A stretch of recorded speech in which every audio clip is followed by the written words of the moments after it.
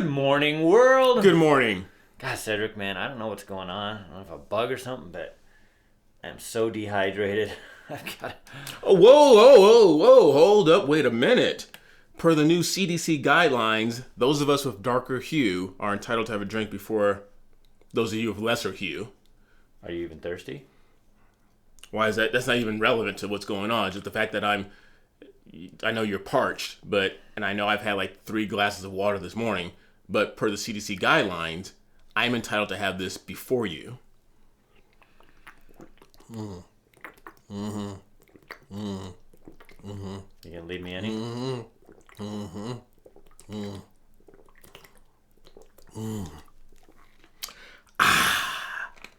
Some good stuff. I'm gonna put this over here for a second in case I need some more. Stay tuned for this episode. I'm Cedric. And I'm Brian. And this is Cedric and Brian.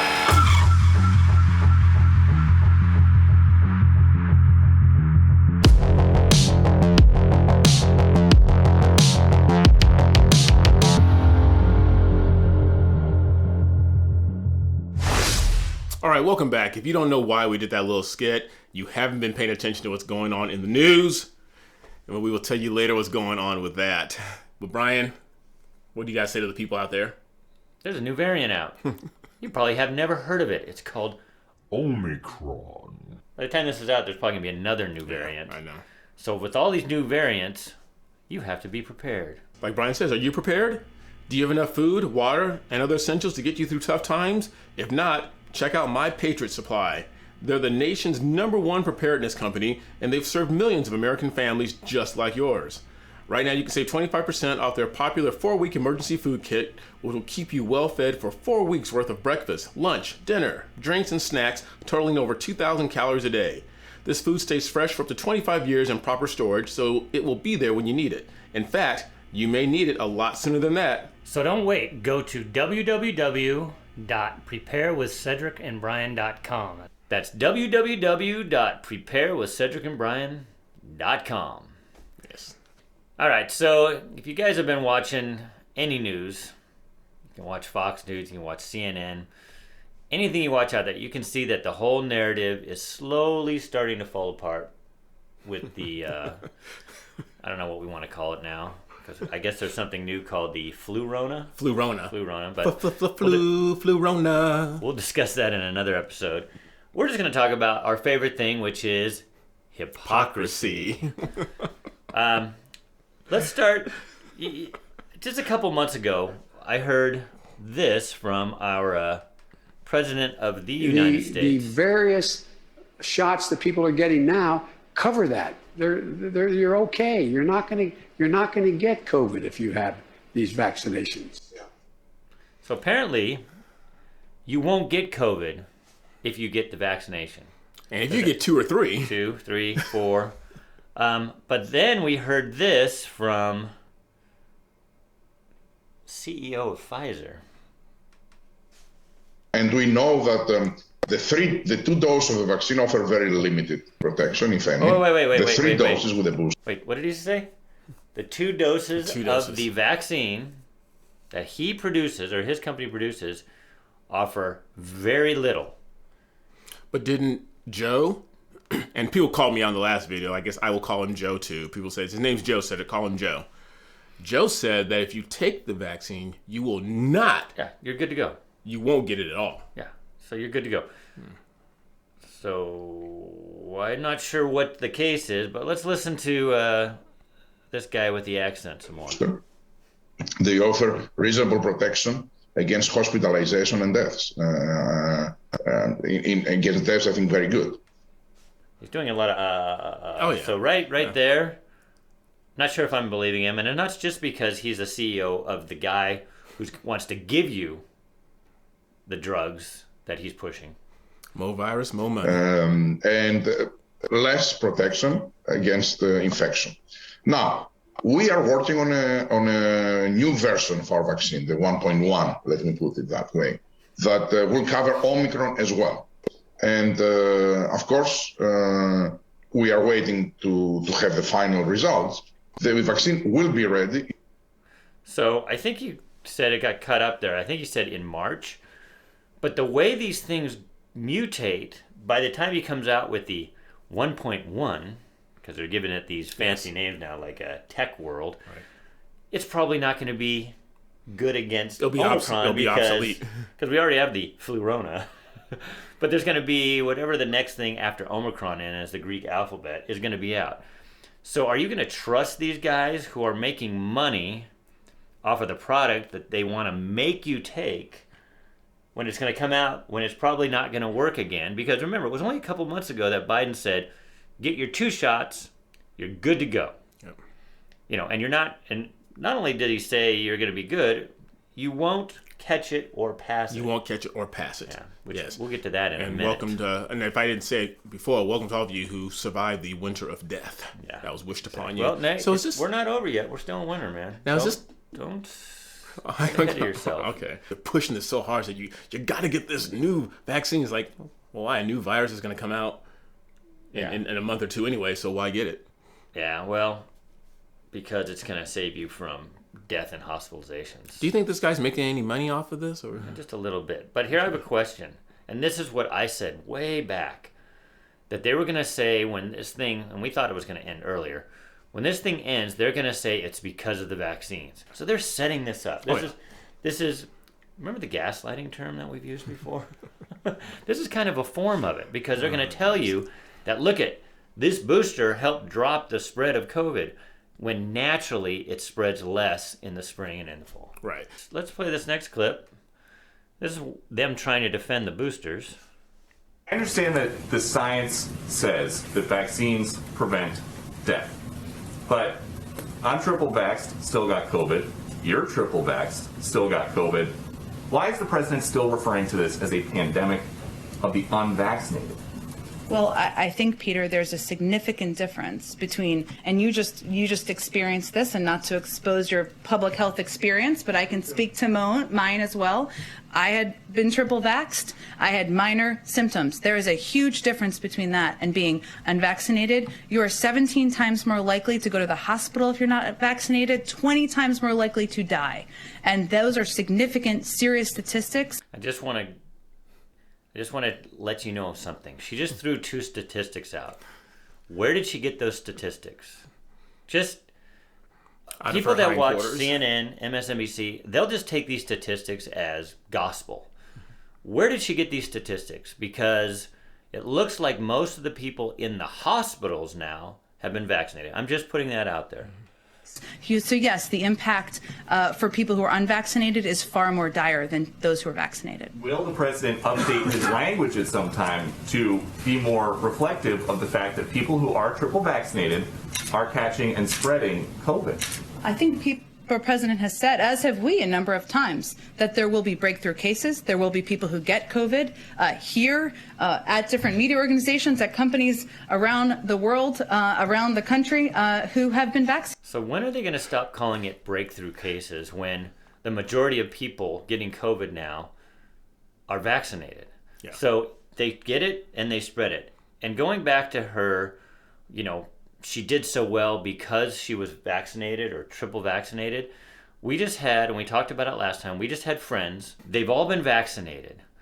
The ones that did well were the ones that already had COVID, and they just happened to also be vaccinated. They have a relative that didn't have COVID, but he had double vaxxed already. Mm-hmm. He did not do well. I had COVID. I haven't been vaccinated. I did some therapeutics for it. I thought that I had a bad allergy. That was my symptoms. So I probably had the same or maybe even better outcome than her. Right. I haven't been vaccinated. So when they pull these numbers out of the air, I don't know if they're just making them up. Mm-hmm. If they find a study that they like. Now maybe there is some studies back in the day with the OG virus that maybe when the vaccines first came out, it helped people reduce their chance of death. I don't even know if I believe that, because if you look at the charts, remember, more people died after the vaccines were introduced than died before. And with Omicron, like I said last time, it even shows that maybe you have a worse outcome if you've had the vaccine.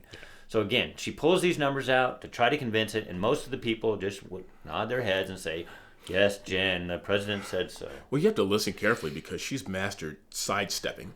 She didn't even answer Peter Doocy's question. Peter Doocy's the White House correspondent for Fox News. And all he simply was saying was that I've been triple vaxxed, you've been triple vaxxed, we still caught it. And she didn't even address that. She went straight into like, well, we're going to find out that the people they're going to still be breakout cases and people are going to catch it.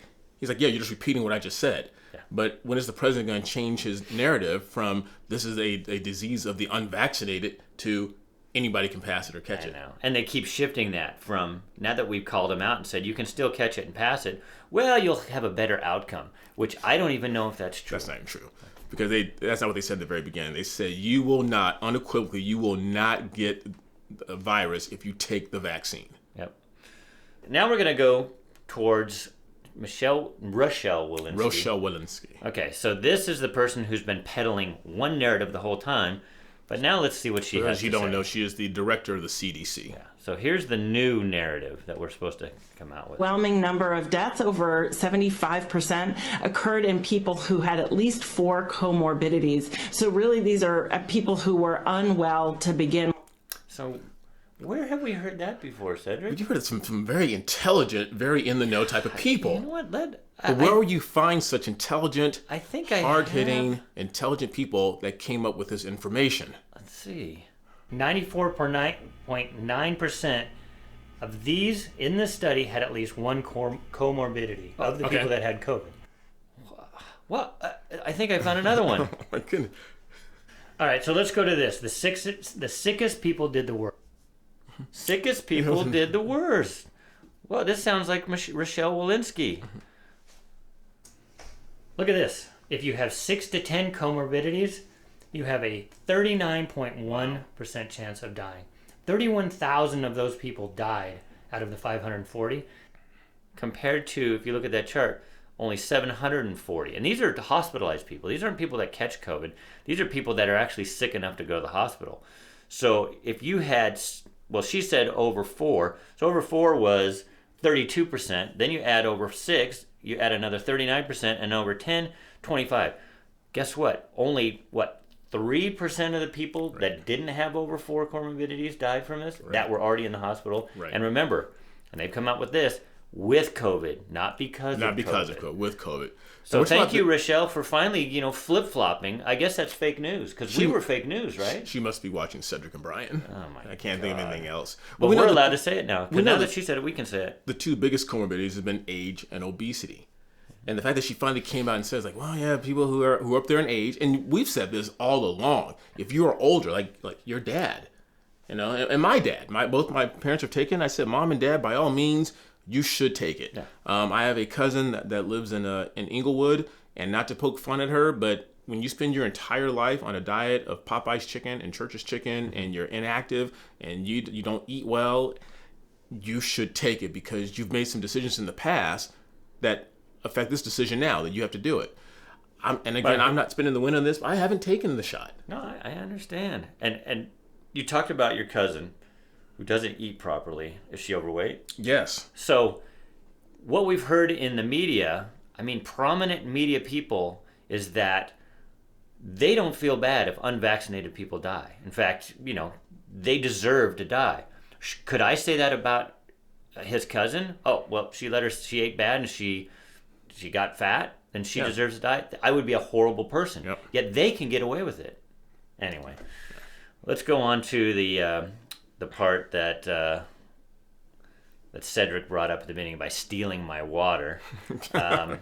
What's going on now? Now that they know that this whole vaccine narrative is falling apart, they're talking about treatments. What we've been talking about for a year. Yeah, therapeutics. The therapeutics, the horse dewormer, the HCQ, the monoclonal antibodies. Well, now that they know people are starting to catch on, they're running out of these scarce resources. Yeah. I have a theory. They're talking about this flu-rona because they're going to start pushing the flu shots now like crazy, because guess what? It's more money. They're already shifting. They're shifting away from the vaccine because, as we showed you at the beginning of this episode, that whole narrative is falling apart. So now they know that the therapeutics do work, something we've been saying for a year and a half. So you have a couple of charts that you wanted to look at, and New York you would expect it from. Yeah. It says in New York, racial minorities are automatically eligible to scarce COVID-19 therapeutics. They're already scarce, regardless of age or underlying conditions. Which is so stupid because, as we pointed out, the comorbidities, even Rochelle Walensky, so the comorbidities aren't race. The comorbidities are obesity, diabetes, heart disease. Those are the things that should matter. Yet in New York, all you have to do is be the right tone, and Cedric is the right color. I'm not. So if you go in, so you and I both go into the hospital together. And let's say I'm a 300-pound white guy. Right. And you're a very fit black guy. Right. They're still going to give you priority. Even though, obviously, I have the comorbidities and you don't. It's a damn shame. Damn shame. And it's not just New York. You would think someplace like Utah, which is a little bit more right than New York, just a little bit. A little bit. Here's theirs. You get a score. Now, this is scary. And I'm so scared because it's coming from a state like Utah. They're giving you scores now. China does this with, I forget what they call it, but you get scores on your behavior. Yes. This one, you get scores on who should get the therapeutics earlier based on risk. And so a male gets a point, it just automatically being male in general. Right. But then a non-white male gets 2 extra points. So Cedric gets 3, I get 1 right off the bat. Yeah. So and let's say we're in the same fitness level. He gets 3, I get 1. So again, I think you talked about this. This is their form of reparations. It's reparations disguised in the form of health care. And when you talk about unity, this is the furthest thing from unity that we can see. And it's segregation. And it's terrible because when you triage, it should be who needs it the most. And they're getting so far away from that. At least they did one thing right here. You get a half a point for every decade of age you are. So they are basing it on age. So that's the good part. It's like half a point. Yeah, but half a point for every decade. For every decade. For you, since you're, 70 now? 80. Yeah. So we get the same points. So me and Cedric are in the same decade. But again, he gets those extra 2 points.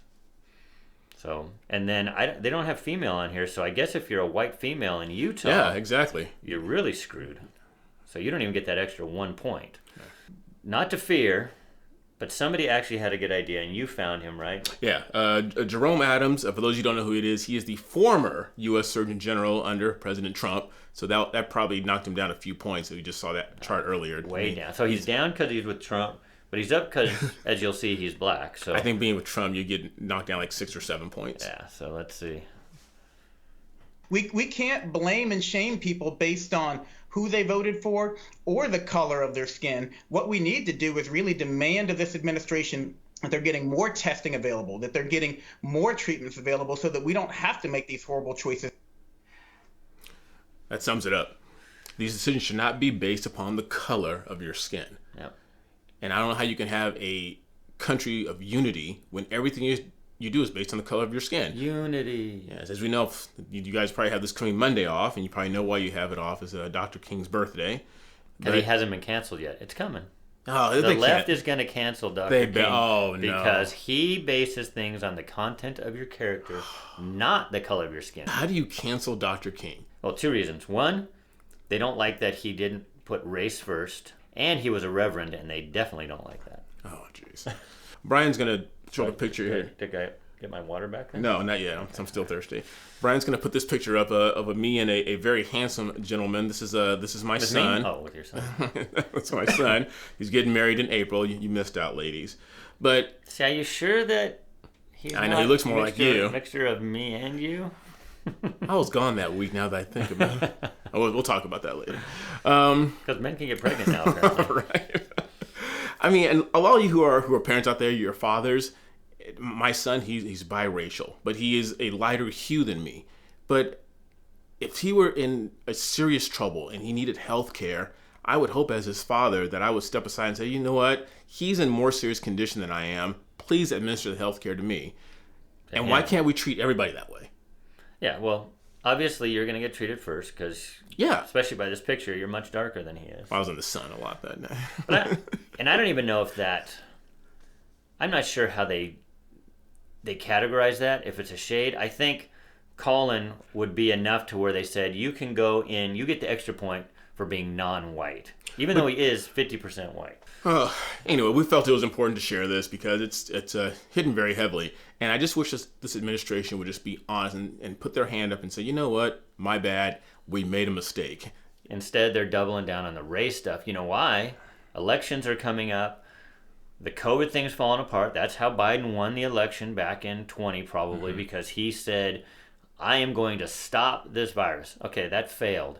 So guess what? They're shifting back to the race narrative, and they're saying, guess what? Vote for me because I'm giving you people that are non-white males, I'm giving you a leg up. So you need to vote for this guy.